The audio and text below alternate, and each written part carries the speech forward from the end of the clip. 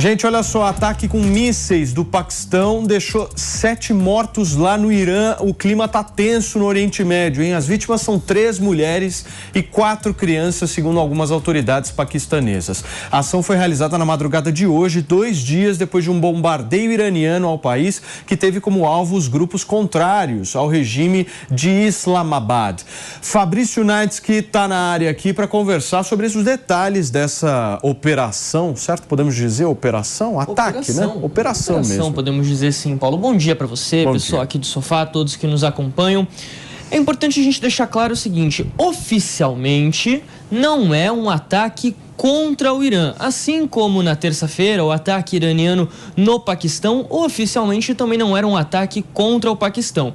Os governos dos dois países tentam deixar claro o seguinte, que são ataques contra grupos terroristas que atuam nessas áreas. E aqui a gente está falando o ataque de terça-feira do Irã contra o Jaish al-Adl, que é um grupo considerado pelo governo iraniano como terrorista, afiliado ao Estado Islâmico.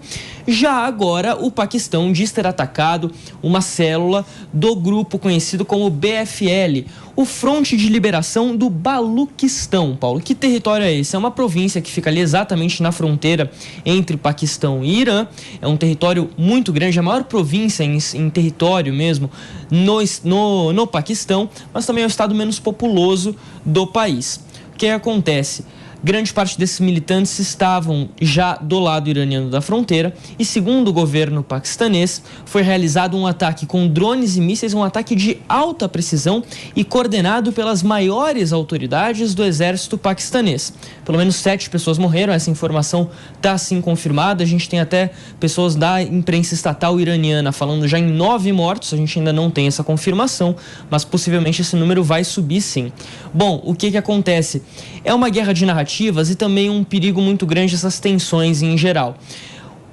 Terça-feira, o ataque iraniano no Paquistão deixou o governo de Islamabad, o governo paquistanês, completamente irado contra Teherã. E agora, a mesma situação no caminho inverso. O governo iraniano não gostou nem um pouco dessa ação. O governo paquistanês foi ali rápido em tentar dizer que não está violando a soberania iraniana e que é uma questão de segurança interna para o país, o que ainda vai ser muito contestado. A gente vê também repercussões. Então, por exemplo, o embaixador paquistanês que ficava no Irã foi convocado de volta para o Paquistão na quarta-feira, mais conhecida como ontem, né, de fato. E agora, o encarregado de negócios paquistanês foi convocado pelo governo do Irã para prestar explicações. Ele serve ali como um número 2 da embaixada, vamos dizer assim. Então ele está lá nesse momento em conversas com o governo iraniano para explicar o que aconteceu.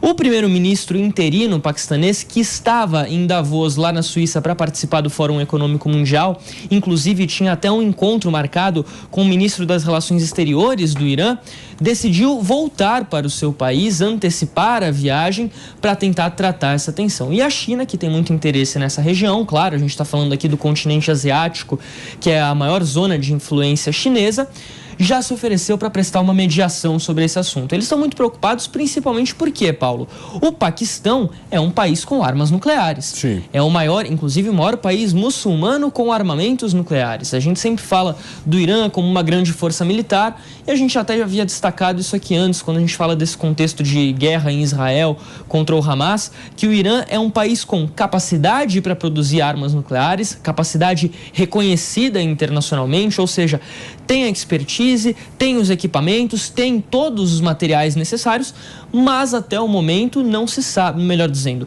ninguém confirma que o Irã tem de fato armas nucleares. E aí toda a questão que a gente fala, claro, né? A guerra em Israel, a guerra entre Israel e Hamas, que preocupa muito. Então a gente vê a série de ataques no Iêmen, Síria, Iraque, o conflito que infelizmente está se expandindo. Bom, a gente vai continuar acompanhando, né, Fabrício? Obrigado, meu amigo, pelas suas informações e pelos detalhes. Olha...